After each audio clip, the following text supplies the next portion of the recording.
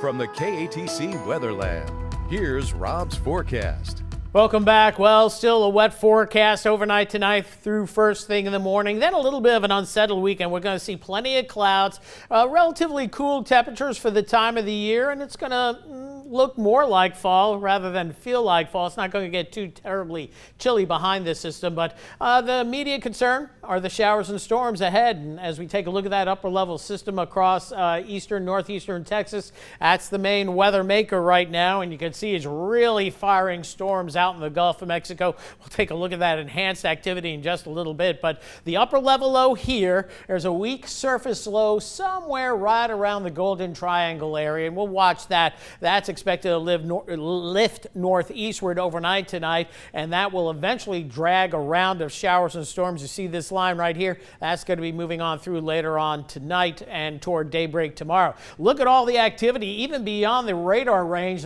Cloud-to-ground lightning is really popping out in the Gulf of Mexico.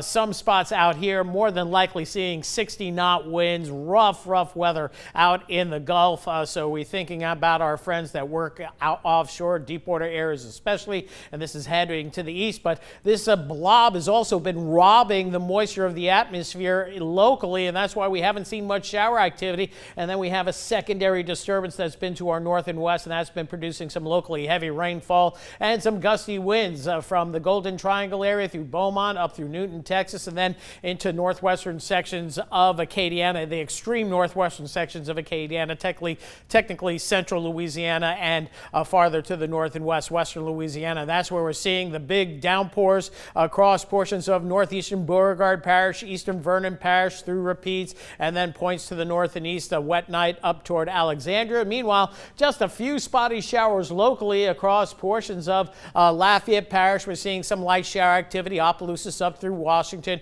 and moving up toward the Lemoyne area. Overall, pretty quiet scenario. Then we work our way farther south and east. We're seeing some wet conditions, St. Mary Parish. So some folks are getting some much needed rainfall. So that is the good news. It's light sprinkles over toward Franklin.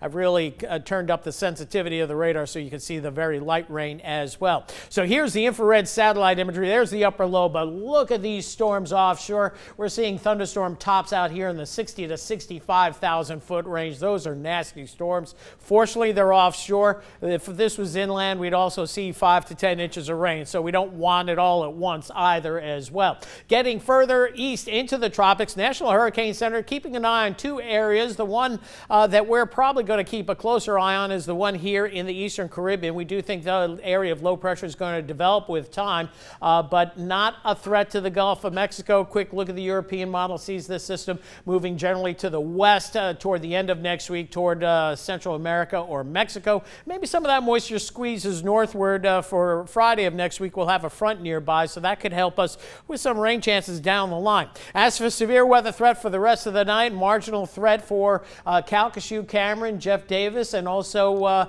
Vermilion parishes. The Storm Prediction Center actually pushing that risk a little bit farther to the east, and then we get into tomorrow morning. We pick up that marginal risk for most of Acadiana. It is a slight risk, though. Lower St. Martin, eastern St. Mary Parish for storms that could contain damaging winds, maybe some small hail. Might be an isolated tornado or two, especially toward mid-morning, mainly over in eastern Louisiana into Mississippi as well. So here's the latest HRRR model here, the high-resolution rapid refresh model indicating scattered showers, maybe some rumbles of thunder right around 3 o'clock in the morning when most of us are in our REM cycle, and then by daybreak tomorrow we'll see scattered showers and a few rumbles of thunder. This will be our severe weather threat, but notice how the storms pick up in intensity by mid-morning and then farther to the east where there could be some trouble. In the wake of this system, we'll see a little sunshine, but clouds are going to dominate, maybe a sprinkle or two tomorrow evening. And going into Sunday, partly sunny skies at times, but clouds dominating most of the day. So it's going to be kind of a cloudyish weekend.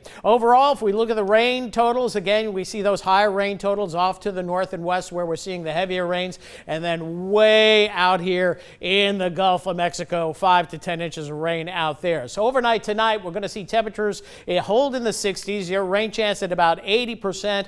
Notice it looks to get a little stormy around 3, 4, 5, or 6 o'clock in the morning in some areas with some brief downpours. Again, most of us getting a quarter 3/4 inch of rain or less. And then for tomorrow, 72 after an early shower and a few storms. We'll see those clouds breaking up and back to partly sunny skies, at least for a little bit. But again, clouds coming back in during the course of the afternoon. So a mostly cloudy weekend overall. A few glimpses of the sun. Temperatures lower 70s. Overnight lows cooling back down into the 50s. Halloween looking good. Partly cloudy skies staying dry, and trick-or-treat temperatures probably lower 60s. And then going into the middle week, a chance of a few showers, and maybe a few showers Friday, Saturday as well. So at least the 10-day forecast looking a little bit more interesting. And next weekend, it is fallback time already. The clocks go back 1 hour. Okay, we'll have to remember that for next week. Okay, Right. Thanks, Rob. Still ahead tonight.